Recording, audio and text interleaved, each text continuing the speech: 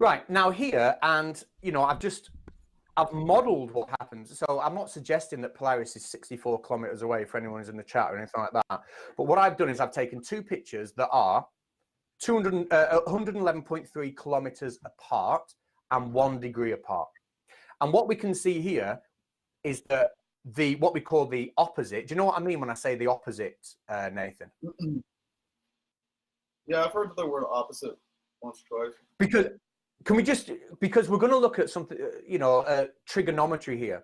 Can you just explain to me, just so I know that I don't need to explain to you, how you would calculate the opposite in those triangles, please? The opposite how angle? Would you no, the opposite. It's what I've circled in red. How would you calculate that distance using trigonometry? How would you do it, Nathan?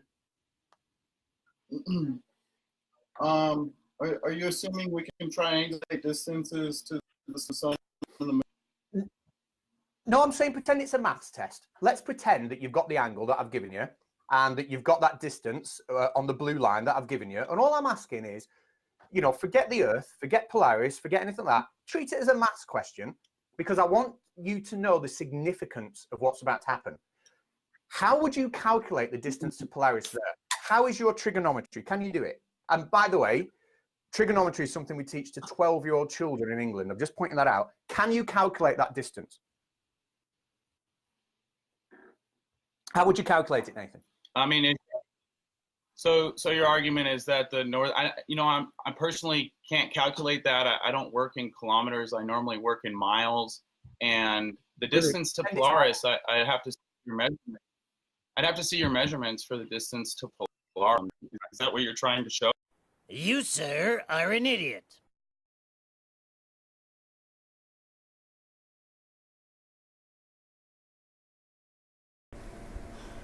Well, since Nathan is not going to do this, well, I will.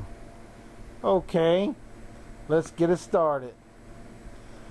So we need to find out what trig function can we use to find the opposite.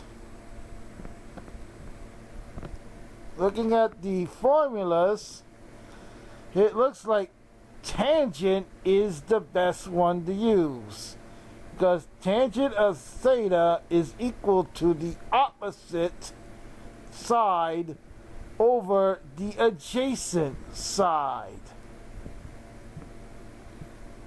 Okay, next we solve for the opposite and we get the adjacent side times tangent of theta equals the opposite.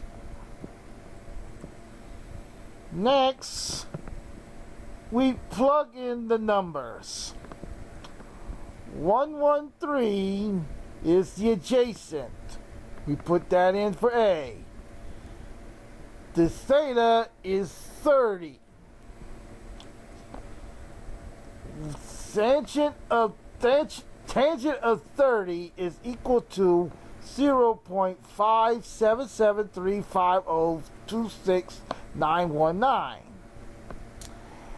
We multiply and we get 64.259085, which is not exactly but close enough to Conspiracy Catz's number.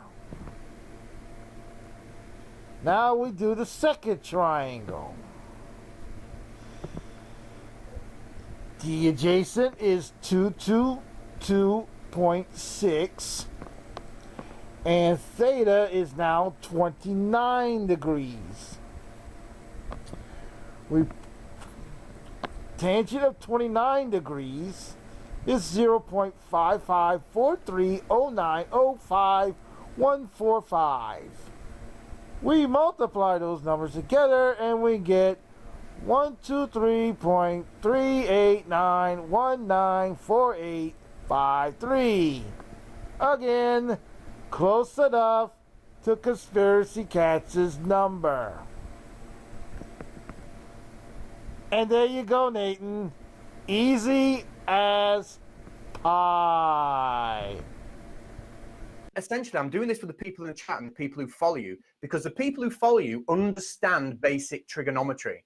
This isn't about convincing you. It's about showing everybody in the chat, not only do you not understand entropy, not only do you not understand thermodynamics, not only do you not understand pressure, but now you are showing 4,000 people that you don't understand basic trigonometry that 11-year-old kids do in school. And yet you are still running an internet group telling people that the earth is flat, when your ignorance is on display. And I don't want you to say that personally, because I'm saying this with people who are considering listening to you.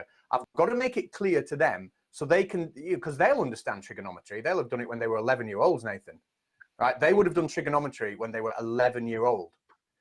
If you can't understand the significance of that, you couldn't even tell me how you calculate the opposite on that triangle. You didn't even know what the opposite meant.